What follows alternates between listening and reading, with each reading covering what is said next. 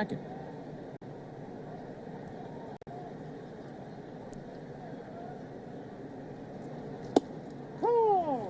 There's a strike to Bogaerts. That's a pretty good duo with the Mariners, those two. Here's another one. In Toronto, 93, Paul Molitor and John Olerud. I mean, it doesn't happen very often.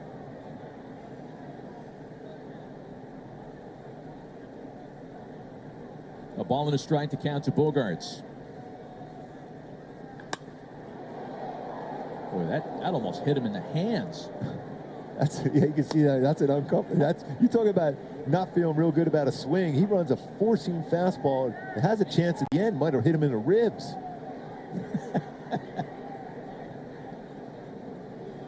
How much for one of them ribs?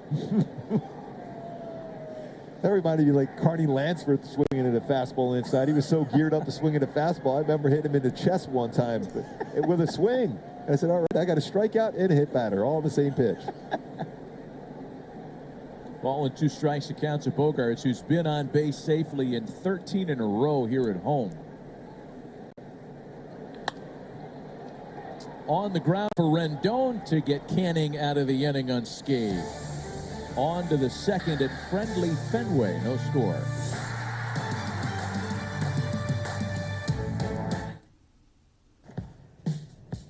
Here's to going for it and being terrible, to giving it a shot.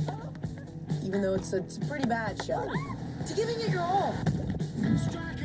Even though you kind of suck. Airball. Wiping out. But you know what doesn't suck? Trying to do something you've never done before. That doesn't suck at all. Not even a little. Driven deep to left center field. There it goes. See ya. A monster grand slam for Stanton. And the Yankees lead 6-0. I mean, you want to talk about a prime-time player. You cannot take your eyes off him. You can't stop talking about him. Did he get another one? Yes, he did! Oh, man, this dude is unbelievable.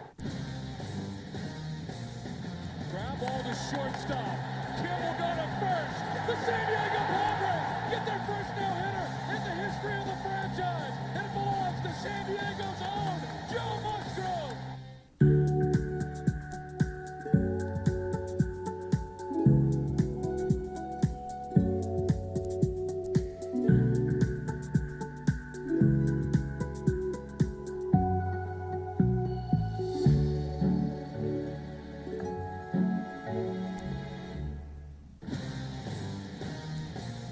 Can't believe it.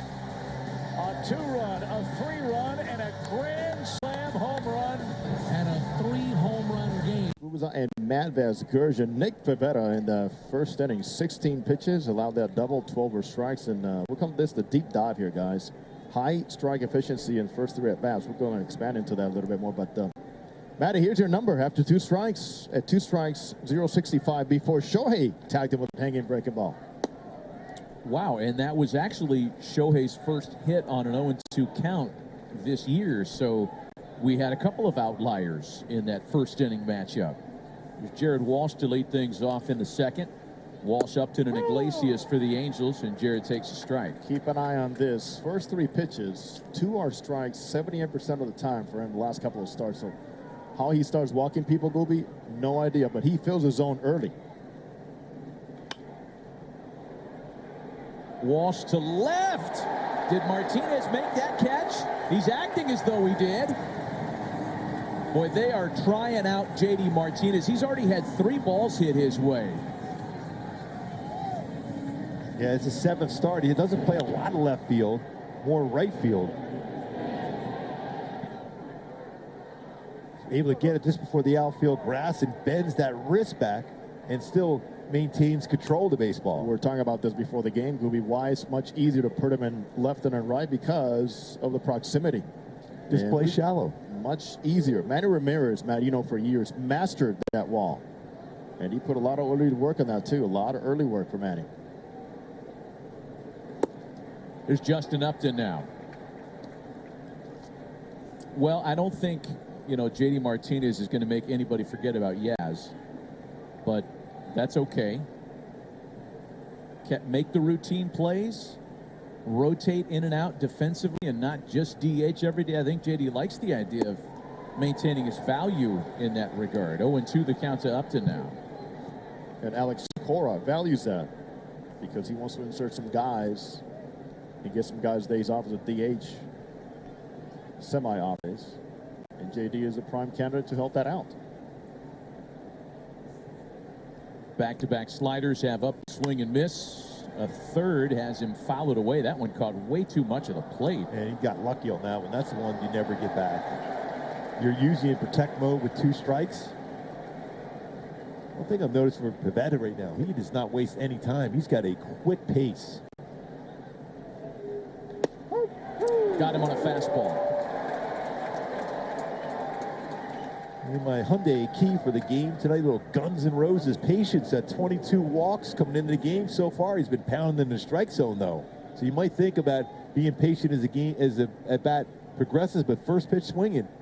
333 batting average versus him. Be ready to swing at the first. If it's out of the zone, then you become more patient. Here's Jose Iglesias now batting with 2 out and the base is empty.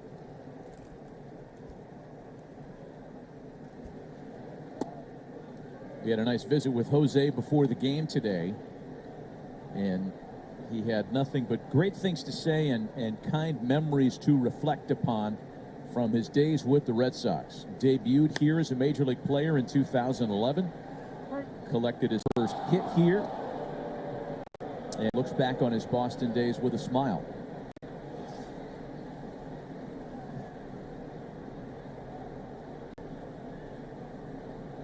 One ball and 1 strike.